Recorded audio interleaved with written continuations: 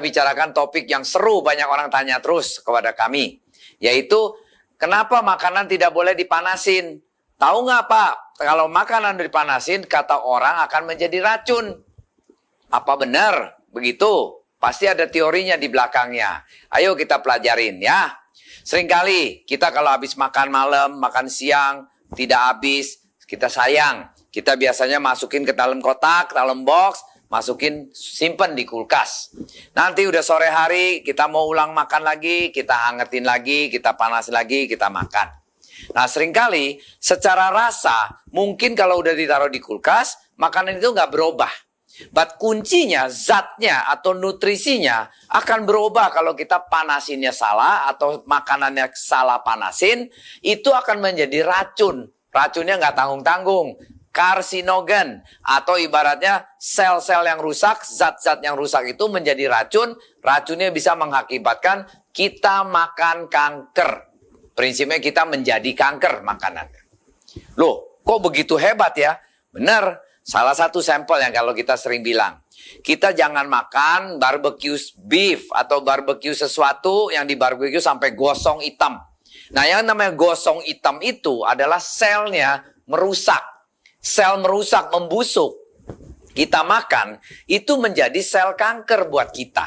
Jadi prinsipnya kalau makanan di barbecue, dibakar apa segala, jangan makan porsi yang digosong itu. Karena itu sel-selnya sudah tidak layak untuk dimakan, sudah rusak. Nah rusak itu menjadi busuk, busuk menjadi kanker sel. Nah kalau kita udah tahu teori itu, marilah kita lihat. Apa aja sih makanan yang benar-benar yang kita tidak boleh panasin ulang. Kalau sampai panasin ulang pun juga, itu kita ada resikonya untuk menyedap penyakit-penyakit yang kita tidak harapkan. Yuk kita mulai ya. 1, bayam. Bayam seringkali orang makan kalau gado-gado itu direbus langsung dimakan sekali aja. Bayam itu karena mengandung banyak zat besi, nitrat. Jadi kalau waktu bayam itu zat besinya tinggi, waktu kita panasin itu berubah dia punya nitratnya menjadi nitrate. Nitrate menjadi nitrit. Nah nitrit itu akan menjadi memproduksikan karsinogen, yaitu sel kanker. Nah paling bagus kalau kayak bayam gitu biasanya cuma hanya habis masak, dalam 5 jam kita harus bersihin, rapiin. Jangan diulang lagi dipanasin. Akan kita bukan sehat lagi, mungkin akan menedap kanker. Jadi selain bayam ada beberapa macam sayur yang karakternya sama, yaitu mengandung banyak zat-zat yang vitamin, tetapi dia bisa berubah dari nitrate jadi nitrit. Nah nitritnya itu akan menjadi karsinogen. Apa aja sayur-sayur yang mirip dengan bayam yang tidak boleh dipanasin selain bayam tadi? Kedua, seledri. Seledri biasanya kalau orang di luar negeri makannya mentah, digroyoking gitu kayak makan apple. Seledri atau dipotong-potong dicampur dengan salad, enak, garing. Nah, seringkali seledri kita di sini kita masak. Kita masak ulang. Nah, itu juga konsepnya sama. Seledri banyak zat-zatnya yang bagus. Nah, itu konsepnya nitrate and nitrit. Nitrate-nya tinggi menjadi nitrit, menjadi karsinogen kalau kita panasin terus ya. Seledri harus kalau bisa dimakan mentah, kalau nggak digrogotin, di jus, dibikin salad, itu intinya. Next, brokoli. Brokoli kita nggak kepikir, brokoli seringkali kita tim atau kita kita masakin, enak banget brokoli rasanya, anti kanker. But kalau di luar negeri makannya itu juga pakai untuk salad, mentah brokoli. Justru brokoli harus direkomend makannya makin mentah makin bagus. Kalau udah dipanasin vitaminnya hilang, nutrisinya hilang. Karena karakter brokoli sama kayak bayam sama seledri tadi, yaitu nitrate-nya menjadi nitrit. Nitrit itu menjadi karsinogen. Ya, lobak. Lobak kok bisa? Saya sering kali tuh Pak masak kuah lobak, masak lobak gini-gini. Nah lobak paling baik pun harus dimakannya setengah matang atau mentah. Karena konsepnya sama lagi. Ada nitrate, nitrit menjadi karsinogen. Makanya orang kalau sering kali lobak digodok terus, digodok udah matang, dipanasin lagi, matang dipanasin. Udah bukan lobak sehat lagi. Lobaknya udah jadi racun. Ya. Next kita lihat beetroot. Beetroot tahu nggak? Buah beet. Buah beet yang merah-merah itu. Itu adalah buah yang banyak sekali vitaminnya dan zatnya. Zat potasiumnya, macam-macam lah. Dia vitaminnya paling komplit. Karena dia itu kayak haus, rakus multivitaminnya, nutrisinya. Nah, kalau itu dipanasin, tidak bagus. Biasanya, maksudnya dipanasin berulang ya. Kalau sekali diangetin, dipanasin, makan, sehat. Paling bagus juga, habis direbus, dipotong, makan, mentah pun paling bagus. Kasusnya, seringkali kalau di dalam salad, kita potongin beetroot yang mentah, bagus. Kalau enggak yang habis direbus, setengah mateng, atau masih mateng-mateng, fresh, kita makan beetroot itu. Enak kok, lembek-lembek, merah-merah begitu. Cuman jangan beetroot itu udah mateng, udah jadi mateng, dipanasin lagi, akan menjadi jelek. Nah, itu juga akan mengganggu kesehatan kita. Salah satu efeknya dari beetroot karena banyak nutrisinya, menjadi kita pencernaannya keganggu. Ya, terus ada lagi jamur. Jamur makanan yang paling sedap, paling enak, paling mewah kalau kita bilang. Anda tahu nggak di dalam jamur itu vitaminnya banyak? Itu banyak sekali vitamin B. Bagus buat kanker, protein tinggi, tidak boleh dipanasin lagi. Kenapa? Karena jamur itu kalau dipanasin nanti bisa ada side effect-nya karena itu banyak probiotik atau bakteri-bakteri yang bagus. Itu kalau dipanasin udah mati, akan kita bisa jadi diarrhea atau perut kembung. Nah, itu salah satu efek dari jamur. Seringkali kita kayak keracunan makan jamur. Nah, itu bisa jadi perutnya kembung-kembung terus. Nah, itu salah satu yang efek sampingannya dari kalau jamur dipanasin berulang-ulang. Ya, next, ayam. Kepikir nggak ayam bisa dipanasin nggak boleh? Hah? Kok bisa? Ya memang. Ayam itu karena penuh dengan protein tinggi. Ayam proteinnya tinggi. Nah, kalau dipanasin-panasin proteinnya jadi hilang. Jadi tidak ada fungsinya lagi, cuma dagingnya aja. Nah, itu Pak, kalau mau masak ayam paling gampang, jangan selalu digoreng karena vitaminnya hilang. Makanya orang bilang kalau makan ayam gorengan itu nggak bagus. Ayam kalau mau dimasak kuah, atau mau direbus, atau mau dicah, usahakan memaintain dia punya protein tingginya itu preserve dengan low heat, api yang agak kecil. Apalagi kalau kita godok ayam kuah, apinya pakai api kecil aja, jangan terlalu api panas gede-gede gitu ya. Itu rusak, protein punya sel-selnya akan hancur, buat kita udah jadi nggak baik gitu kalau kita makan. Karena protein udah rusak, selnya rusak, ya jadi salah satu kanker punya asal-usulnya. Ya. Sama dengan telur. Kalau ayam banyak protein, telur juga banyak proteinnya tinggi. Nah, kalau telur dipanasin terus-terus, apalagi kita sering makan telur rebus, yang kuningnya itu udah jadi hitam-hitam. Itu rebusnya kelamaan banget. Terlalu mateng. Nah, itu kuning-kuning hitam itu, selain dia tinggi kolesterolnya jelek, menjadikan kanker juga. Itu karsinogennya. Karena sel telur yang vitamin di kuningnya itu jadi hitam, itu yang vitamin tingginya udah jadi rusak. Yang bagus gimana? Makan telur rebus, boleh kita makan telur rebus, harus dipanasinnya hanya 3/4 mateng. Masih ada telur kuningnya itu masih ada merah-merahnya di dalamnya itu. Kalau itu yang paling sempurna. Kayak gimana? Caranya masak telurnya ya. Kita rebus telur dalam air, api dinyalain, nggak usah terlalu gede. 7 menit sampai 8 menit dia sudah mendidih. Diangkat, langsung dicelepin air dingin, air es dingin.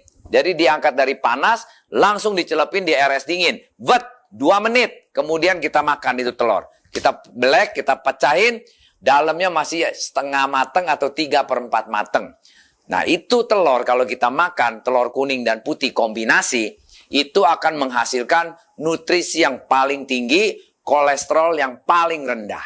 Orang bilang makan telur kolesterol tinggi. Kalau makan telur yang 3/4 mateng ini telur sehat. Setiap hari pun boleh makan. Nggak akan naikin kita punya kolesterol. Kenapa? Karena di dalam telur yang 3/4 mateng itu adalah HDL, LDL. Kan telur ada HDL kolesterolnya ya. HDL itu kolesterol yang baik. LDL kolesterol yang jelek.